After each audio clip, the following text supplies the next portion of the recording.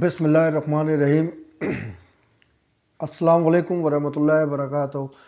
ناظرین، پچھلے 2 دن سے میں غیر حاضر رہا، آپ سے ویلاگ نہیں بنا سکا میں۔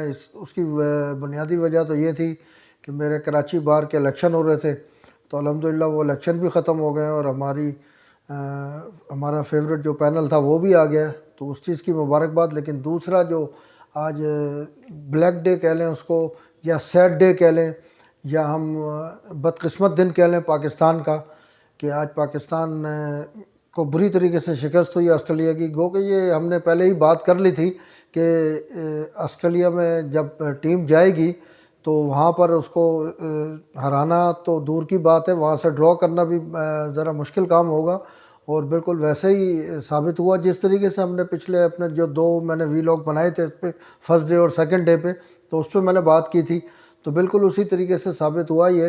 اور پاکستانی ٹیم بالکل آپ یہ سمجھ لیں کہ بیٹنگ میں، بولنگ میں، فیلڈنگ میں، ہر شعبے میں بالکل ناکام دکھائی دی۔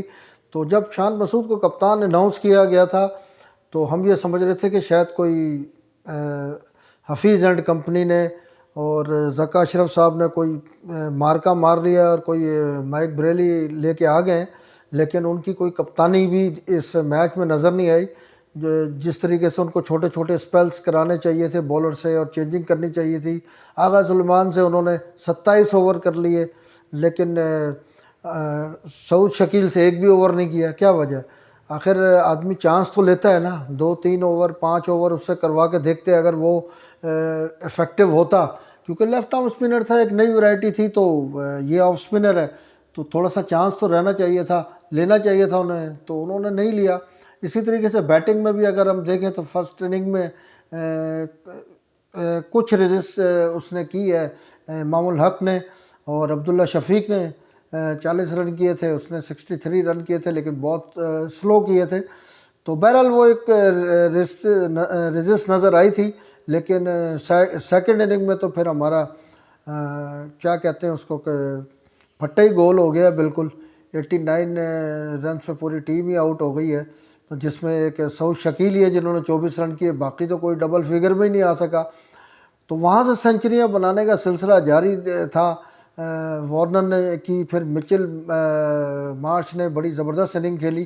اب مچل مارش کو ہم یوں سمجھ لیں کہ مین آف دی میچ بھی وہ رہے، اور یوں سمجھ لیں کہ وہ شین واٹسن کے الٹرنیٹ میں وہ ایک پلیئر آ رہا ہے آسٹریلیا میں جو شائن کر رہا ہے، اور زبردست انہوں نے اننگ کی۔ اسمارٹ بوائے، وہ یہاں سے اسمارٹ ہیں، یہ نہیں ہے کہ وہ، میں ویسے کہہ رہا ہوں شو بز کے لیے اسمارٹ ہیں، ویسے بھی اسمارٹ ہے وہ، لیکن یہ ہے کہ انہوں نے دماغ سے اننگ کھیلی۔ جب تیز کھیلنی تھی سیکنڈ اننگ میں تو انہوں نے اپنا ایوریج اچھا کر کے کھیلا، اور جس طرح آسٹریلیا کو ضرورت تھی اس طریقے سے انہوں نے اننگز کھیلی، اور فرسٹ اننگ میں انہوں نے بابر اعظم کو بھی آؤٹ کیا، کی وکٹ لی، تو مین آف دی میچ قرار پائے، تو زبردست۔ اب میں نوتھن لیون کے بارے میں ایک بات کرنا چاہتا ہوں کہ ان کو 500 وکٹیں پوری کرنے کے لیے 4 وکٹس کی ضرورت تھی، تو ان کا ایکسپیرینس اتنا ہے کہ جب یہ ڈراپنگ پچ وہاں پر انسٹال ہو رہی تھی تو پیٹ کمنز نے اس کی تصاویر لی اور اس کے نوتھن لیون کے پاس جا کے اس سے مشاورت کی باقاعدہ، کہ ہمیں اس پہ کیسے کھیلنا چاہیے، کہ ہمارا اسکواڈ کیا ہوگا اور کس طریقے سے یہاں بالیں کی جائیں گی۔ تو یہ اس کا ایکسپیرینس تھا جس کی وجہ سے پیٹ کمنز نے ان سے جا کے مشورہ کیا۔ تو نوتھن لیون نے اس میچ میں 5 آؤٹ کیے اور اپنا وہ 500 وکٹ کا ہدف بھی پورا کر لیا جو ان کو چاہیے تھا۔ تو وہ اب ان گریٹ بالرز میں سے شامل ہو گئے جس میں شین وان اور میک گل جیسے ٹاپ کے اسپنر تھے، تو نوتھن لیون بھی اسی فہرست میں اب آ گئے ہیں۔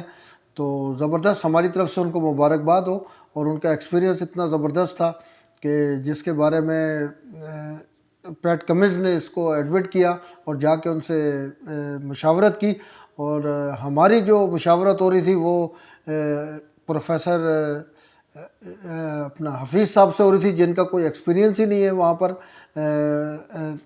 ٹیسٹ کرکٹ کھیلنے کا آسٹریلیا میں۔ تو میں سمجھتا ہوں کہ یہ پھر اس مشاورت میں اور اس مشاورت میں فرق تو پھر سامنے آ گیا، اور اس کا رزلٹ بھی ہمارے سامنے آ گیا۔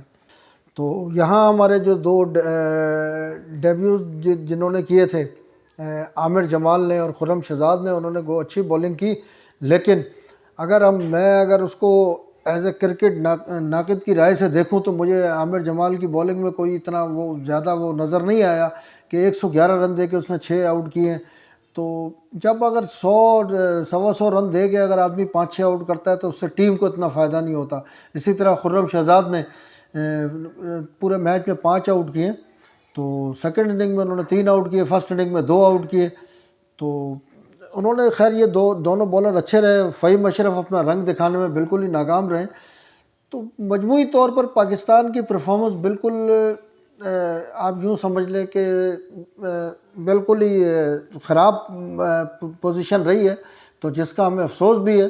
اور ہمیں سب سے زیادہ تو ہمیں یہ شکایت ذکا اشرف صاحب اور ان کی ٹیم سے ہے کہ جو محمد حفیظ کی شکل میں وہاں موجود ہیں, کہ وہ وہاں پر وہ ایز اے مطلب ڈائریکٹر بھی ہیں, ایز اے چیف کوچ بھی وہاں پر ہیں, کوچنگ بھی کر رہے ہیں, مشورے بھی دے رہے ہیں. ویسے تو ان کو کمپیوٹر کہا جاتا ہے, پروفیسر کہا جاتا ہے, لیکن مجھے لگتا ہے ان کی کیلکولیشن یہاں تھوڑی سی مسٹیک کر رہی ہے.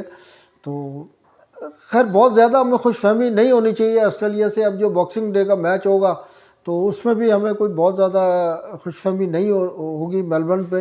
اور اس کے بعد سڈنی میں ہوگا تو وہاں شاید کچھ پاکستان, کیونکہ وہ وکٹ جو ہے نا پاکستان کی وکٹوں سے تھوڑی سی ہم آہنگ ہوگی, تو وہاں شاید ہم کوئی تھوڑی سی ریزسٹ کر لیں. لیکن مجموعی طور پر یہ دورہ مجھے کوئی بہت سکسیسفل پاکستان کے لیے نہیں لگ رہا. تو ہمیں چاہیے کہ پاکستان کی ٹیم کو جو وہاں پر کوچز ہیں, جو ہماری ٹیم ہے, جو ایک جنب غفیر گیا ہوا ہے, اب میں وہ بات تو نہیں کہنا چاہتا, لیکن جو اپنے اب یوں ہی میں کہہ دیتا ہوں کہ پکنک منانے جو لوگ گئے ہوئے ہیں, تو ان کو چاہیے کہ پکنک منانے کے علاوہ بھائی تھوڑے سے مشورے بھی دیں, پلیئر کی حوصلہ افزائی بھی کریں, اور ان کو تھوڑا سا یہ سمجھائیں کہ کرکٹ کھیلنے آئے تو کرکٹ کیسے کھیلتے ہیں. خالی پکنک ہی منانے وہاں نہیں گئے کہ وہ ساری پلیئر اور آفیشلز اپنی فیملیز کے ساتھ وہاں گئے ہوئے. بھائی یہ 1 مہینے کا ٹور ہے, 1 مہینے کا کوئی اتنا لمبا ٹور نہیں ہوتا کہ آدمی لازماً اپنی فیملی کو لے کے جائے. اس کی کنسنٹریشن اس کی کرکٹ پہ ہونی چاہیے, جو اس کا مطلب پیشن ہونا چاہیے اور اس کا پروفیشن ہے. تو پروفیشنل جب آپ کھیلنے جا رہے ہیں پروفیشنلی کرکٹ, مہینے سوا مہینے کا ٹور ہے, وداؤٹ فیملی بھی جا سکتے ہیں. کو جانے میں کوئی اعتراض نہیں ہے اور کوئی پابندی بھی نہیں ہے اور کوئی ایسا قانون بھی نہیں ہے, لیکن اگر آپ ویسے جائیں گے تو زیادہ کنسنٹریٹ کریں گے. تو بہرحال یہ تو خیر ان کی اپنی مرضی ہے, یہ ان کے نجی معاملات ہیں, ہمیں اس معاملات پہ اتنا بولنے کی ضرورت نہیں ہے. لیکن جس طریقے سے پرفارمنس ہے بہت انتہائی مایوس کن ہے, ٹیم کو اٹھانے کی ضرورت ہے.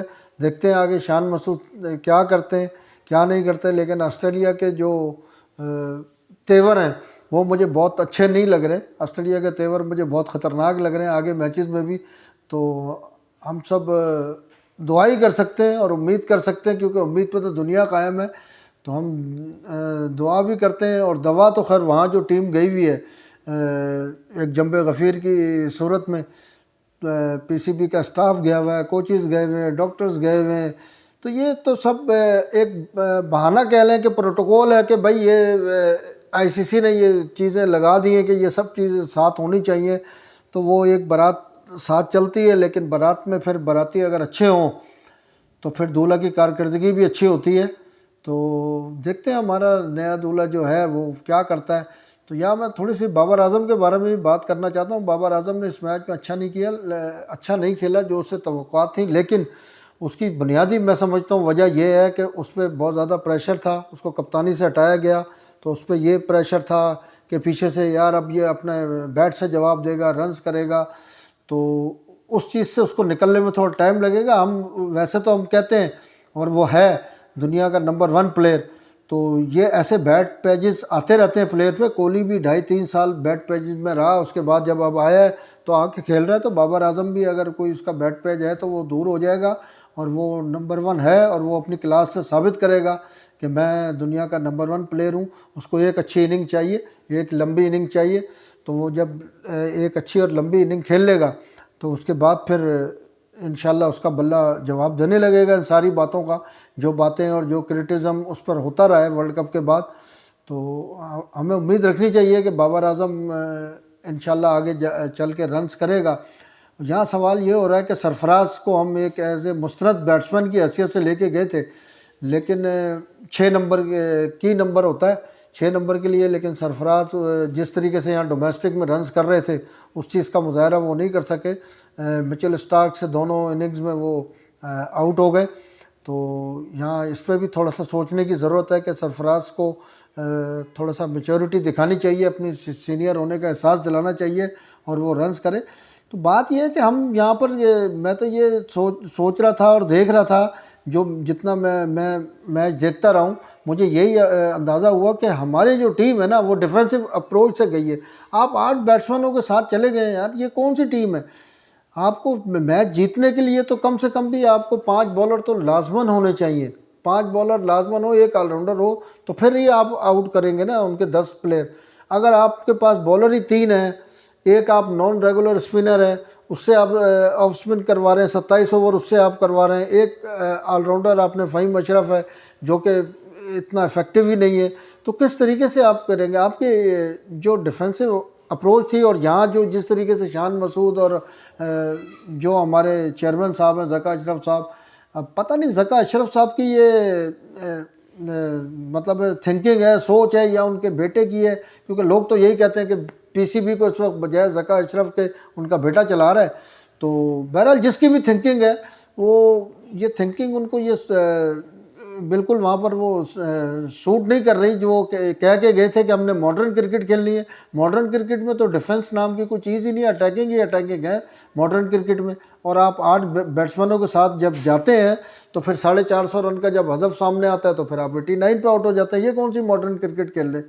یہ تو آپ ایک یہ کہنا چاہیے کہ بری کرکٹ کھیل رہے ہیں۔ پاکستان کا جو نام ہے وہ اس سے کافی ڈیمیج ہو رہا ہے۔ تو اگر دیکھیں ہار جیت ہوتی ہے، لیکن اگر آپ قریب جا کے ہاریں گے، فائٹ کر کے ہاریں گے، تو ہم سب سپورٹ بھی کریں گے، اور آپ کو آپ کے لیے دعا تو پھر ویسے بھی کرتے ہیں، اور دعائیں بھی کریں گے، اور آپ کو سپورٹ بھی کریں گے، اور جو ہم نے مشورے دیتے ہیں وہ تو دیتے ہی رہیں گے۔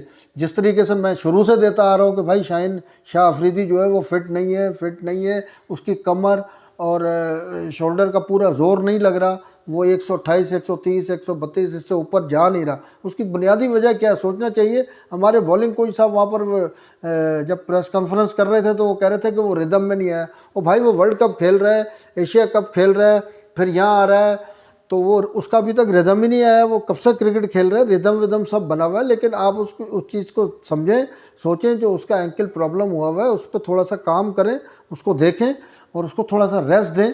بے شک کہ وہ ہمارا اس وقت مین بولر ہے، اور وہ میں بار بار کہہ رہا ہوں کہ وہ ہمارا ایسٹ ہے، آپ اس کو ضائع کر دیں گے اپنی ضد میں۔